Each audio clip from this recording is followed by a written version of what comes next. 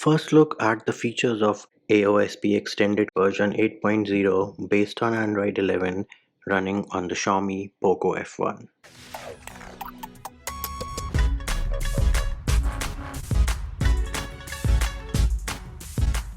What's up peeps, Munchie here, back with another video, and in this video we're going to have our first look at the features of AOSP extended version 8.0 based on Android 11 running on the Xiaomi POCO F1.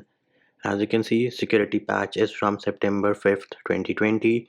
The kernel they are using is AEX or AOSP extended kernel, and SE Linux is permissive for now. So here it is. We checked it using terminal emulator, and as you can see, SE Linux is set as permissive. Next up, as you can see, I do have a few cats waiting for me, which means that the Android 11 Easter egg along with the cat game is working absolutely fine, and it is in a bubble, which means the bubbles are also working, along with the fact that you can of course set your notifications priority as well. So if I try to drag and drop and then close this bubble, I should have a notification for a cat. Looks like it disappeared, and there it is. We do have a notification, and if I access my notification shade, press and hold, bam, here it is. I can now set this notification as a priority, and you will see that with Android 11 you also have a separation wherein conversations and then you have the other notifications. Other than that, you also have notification history. So if I tap on history, it will show me my notification history. You do have to enable this, and to do that you can go into settings, apps and notification history. Make sure that this toggle here is enabled, and similarly you can also customize your bubbles as well if you go into the notification option. Next up, we do have Pixel Launcher. However, note that Pixel Launcher was installed when I flashed Google Apps. The ROM itself does not come with Google Apps baked in, and they do recommend that you flash next Google Apps, and that is what we are using over here. We can have a look at our recents. So the transitions and the animations are pretty smooth.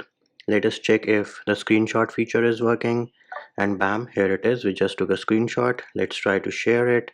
The quick share panel is there. We can also try pinning an application by pressing and holding. Pin messages, bam, application was pinned successfully. Next up, let us check if the select feature is working, and unfortunately the select feature is not working, and I know a lot of you will tell me to remove the updates for device personalization services. Well, I have already done that, and we can go into the Play Store and search for updates which are available. So here it is. I already uninstalled the updates, and even after updating, the select feature is not working right now. The animation though is pretty smooth, but the feature in itself is not working. Next up, we can have a look at the volume panel. So you do get the compact volume panel from Android 11, and the text of volume has been replaced by sound. Next up, let us have a look at our quick setting tiles. So these are the different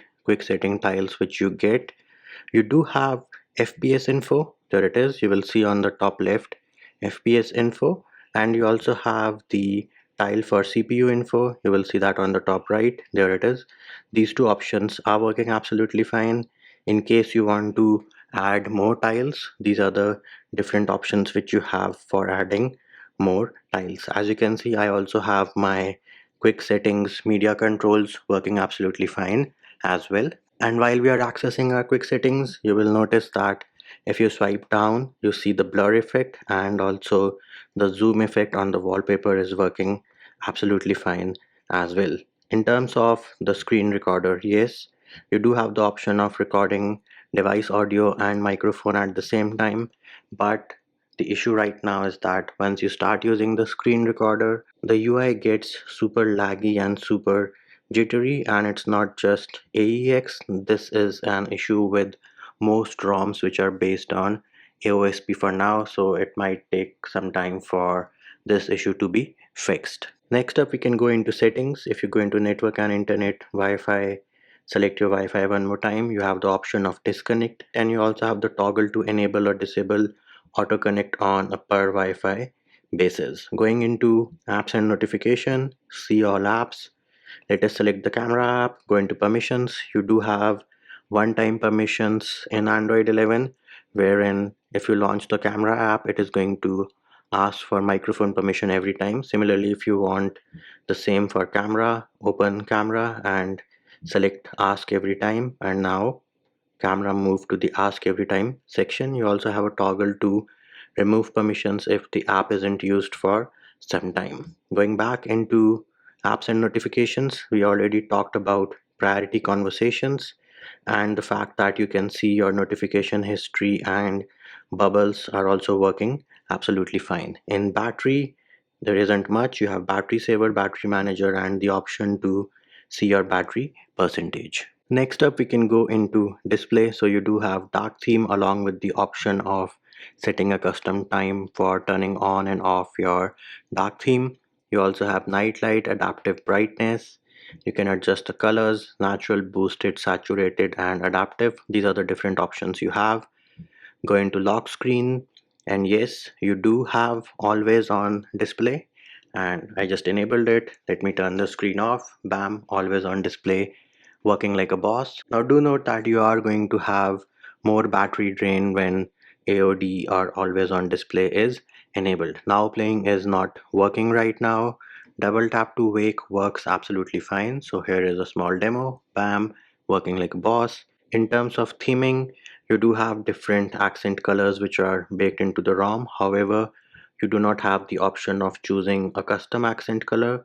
In terms of font, these are the different options which you have for the fonts, and for now the Google Sans font is present in this build. Here it is, Google Sans in the building. You can also change the icon shape. These are the different options you have. This is the default one. Let us try changing it to say cylindrical, and the system UI did refresh. There it is, cylindrical icons working like a boss. We can also try changing the accent color to say red, and bam, here it is. The accent color was changed successfully, working absolutely fine. Next up we have sound. So in sound you can configure your DND on a people basis, app basis, alarm basis. You can also schedule it along with the option of customizing the option when you enable it from your quick settings. Nothing much to talk about in storage, privacy, or location. In terms of security, you do have face unlock baked in. Let me for starters enter my PIN, and of course you do need to let face unlock take pictures and record video. We'll say while using the application, tap on next, bam, there it is.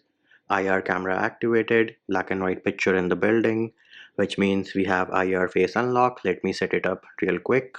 And once you have set your face unlock, just select done, and face unlock should now be working absolutely fine. It is of course super fast and super quick because this is IR face unlock. Next up we can go into system. So in system you do have gestures. Now with Android 11, Google removed the two button Android 9.0 Pie style gestures. You have only two options, the full screen gestures or the old school three button navigation. You can use whichever one you feel like, and if you use gestures or full screen gestures, you can also configure the back sensitivity for the left and the right edge independently. And if you tap on advanced in system, you also have the option of Poco extras. So herein you can configure your thermal profiles, performance profiles, your default profile. You can also configure your touchscreen firmware. So more information about ESD and all these things can be found in the pinned comment on this video. If you go into developer options, you do have the option of wireless USB debugging, and you also have a toggle to disable automatic ADB authorization. Scroll down and you also have the toggle to show the refresh rate on the top left. You can see there it is. However, do note that as I mentioned earlier, this ROM does come with FPS info quick setting tile, so you can use that, and I think it does look better than the one which comes baked in with Android 11. Next up, we can check for safety net. So let me open Magisk. Now do note that safety net will not pass if your device is not rooted. As you can see, my device right now is rooted. So let us check for safety net. It is failing. We can go into settings and enable Magisk hide. Go back, check for safety net one more time, try again, and bam, there it is. You can see that it is now passing, which means you should be able to use your banking apps without any issues. Next up, we can check for YouTube picture in picture. So let me open the YouTube application and play a video from my favorite movie, The Matrix. You will see that live caption is working absolutely fine. And we can also change this to full screen. There it is. Pinch and zoom works absolutely fine. No issues to report. Live caption in the building as well. Let us try to check for picture in picture, and bam, here it is. Picture in picture mode works absolutely fine as long as you have YouTube Premium, and you can also resize this window with Android 11. Now in terms of gestures and smoothness, you can see that everything is pretty smooth. There are no issues to report. The UI is smooth, fast, the gestures work absolutely fine. There are no jitters, no lags in my Google feed as well. So all these features are working absolutely fine. Now in terms of cameras, yes, the build comes with Snapdragon camera out of the box. However, I have linked ANX camera version 184 works absolutely fine with this build. And in terms of Gcam also, I have linked a few Gcams in the pinned comment on this video, and they do work absolutely fine. In terms of battery drain, I haven't noticed any excessive battery drain or anything like that. So all in all, a pretty good build for Android 11 on the Poco F1, and things are only going to get better from here because Android 11 is like less than a month old, and we should be more than happy to have fully working Android 11 builds for the Poco F1. There it is, peeps. That was our first look at AEX 8.0 ROM based on Android 11 running on the Poco F1. And that will do it for this video. Hope my video helped you. Likes, shares and subscribes are appreciated. Feedback and comment more than welcome. See you when I see you.